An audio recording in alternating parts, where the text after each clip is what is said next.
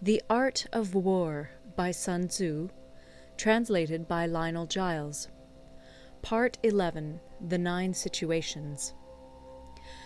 Sun Tzu said, "The art of war recognizes 9 varieties of ground. 1. Dispersive ground. 2. Facile ground. 3. Contentious ground. 4. Open ground. 5. Ground of intersecting highways.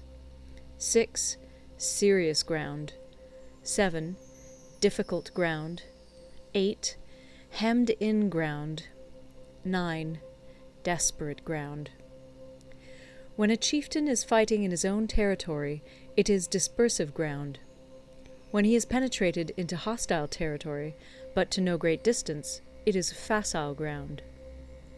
Ground the possession of which imports great advantage to either side is contentious ground. Ground on which each side has liberty of movement is open ground. Ground which forms the key to 3 contiguous states, so that he who occupies it first has most of the empire at his command, is a ground of intersecting highways. When an army has penetrated into the heart of a hostile country, leaving a number of fortified cities in its rear, it is serious ground. Mountain forests, rugged steeps, marshes, and fens, all country that is hard to traverse, this is difficult ground. Ground which is reached through narrow gorges, and from which we can only retire by tortuous paths, so that a small number of the enemy would suffice to crush a large body of our men, this is hemmed-in ground. Ground on which we can only be saved from destruction by fighting without delay is desperate ground. On dispersive ground, therefore, fight not. On facile ground, halt not. On contentious ground, attack not. On open ground, do not try to block the enemy's way. On the ground of intersecting highways, join hands with your allies. On serious ground, gather in plunder. In difficult ground, keep steadily on the march. On hemmed-in ground, resort to stratagem. On desperate ground, fight.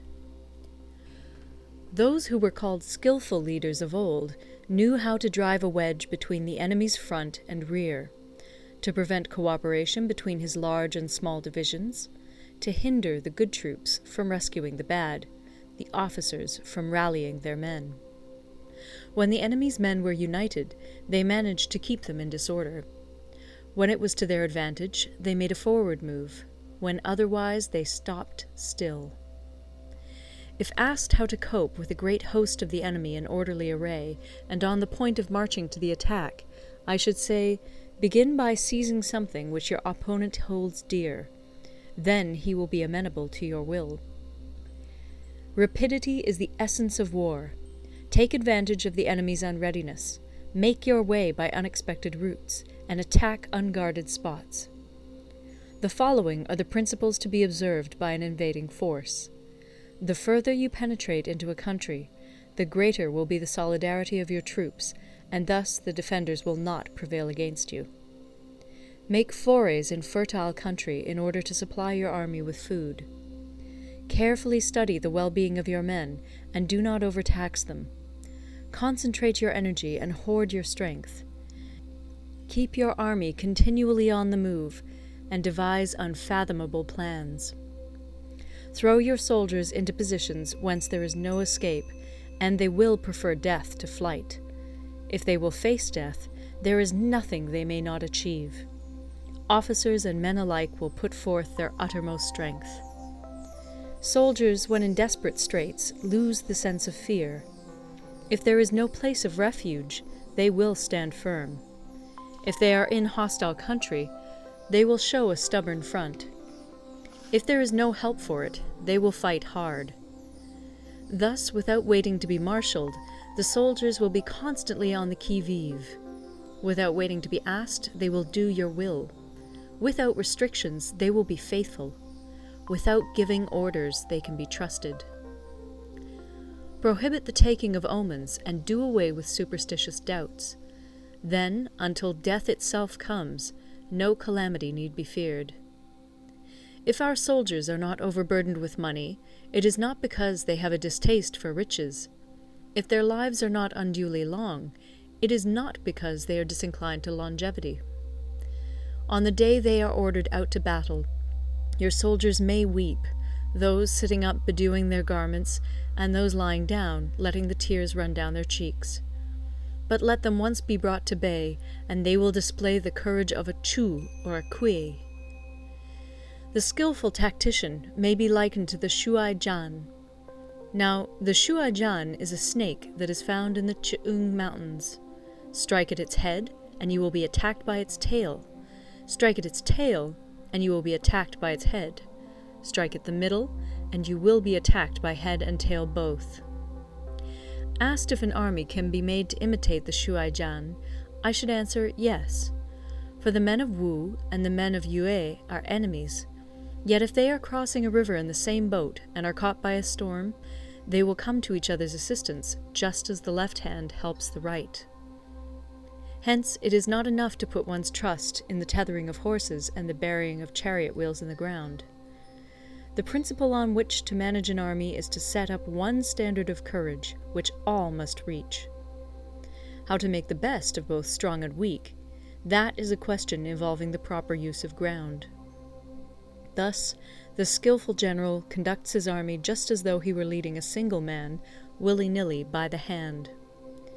It is the business of a general to be quiet, and thus ensure secrecy, upright and just, and thus maintain order. He must be able to mystify his officers and men by false reports and appearances, and thus keep them in total ignorance. By altering his arrangements and changing his plans, he keeps the enemy without definite knowledge.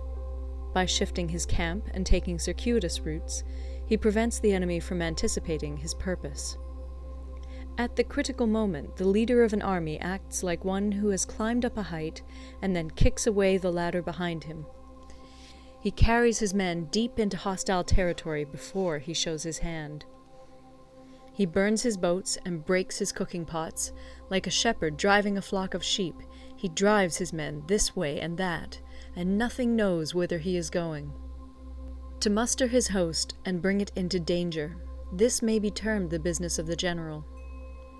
The different measures suited to the 9 varieties of ground, the expediency of aggressive or defensive tactics, and the fundamental laws of human nature, these are things that must most certainly be studied. When invading hostile territory, the general principle is that penetrating deeply brings cohesion. Penetrating but a short way means dispersion. When you leave your own country behind and take your army across neighborhood territory, you find yourself on critical ground.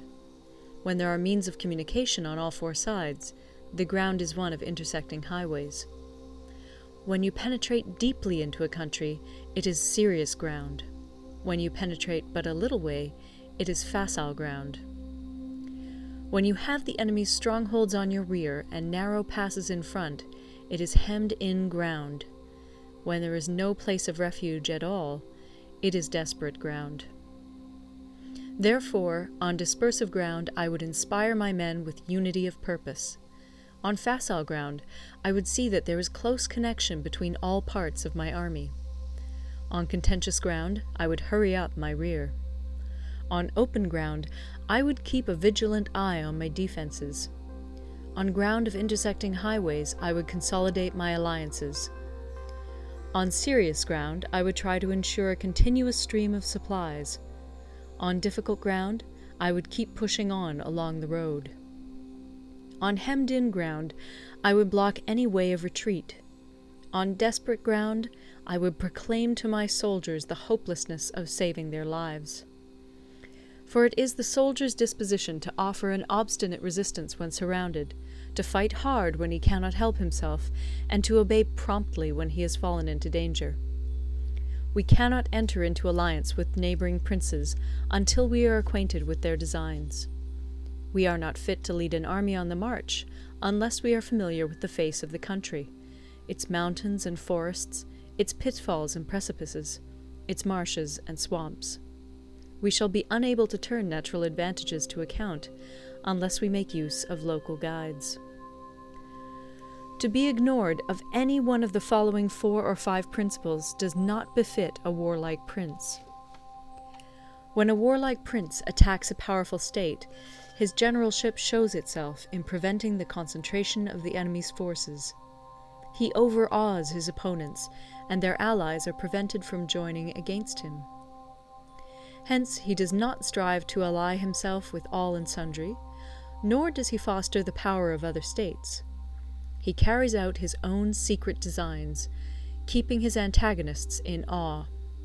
Thus he is able to capture their cities and overthrow their kingdoms.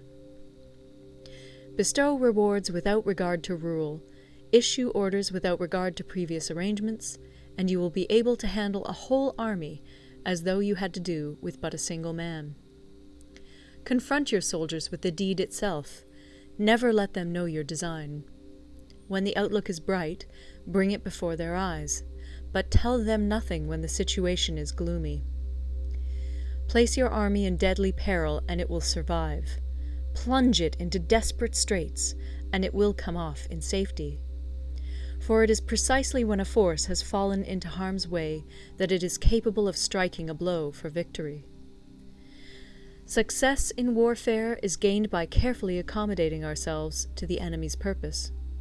By persistently hanging on the enemy's flank, we shall succeed in the long run in killing the commander-in-chief.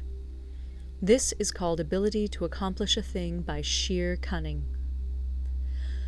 On the day that you take up your command, block the frontier passes, destroy the official tallies, and stop the passage of all emissaries. Be stern in the council chamber so that you may control the situation. If the enemy leaves the door open, you must rush in.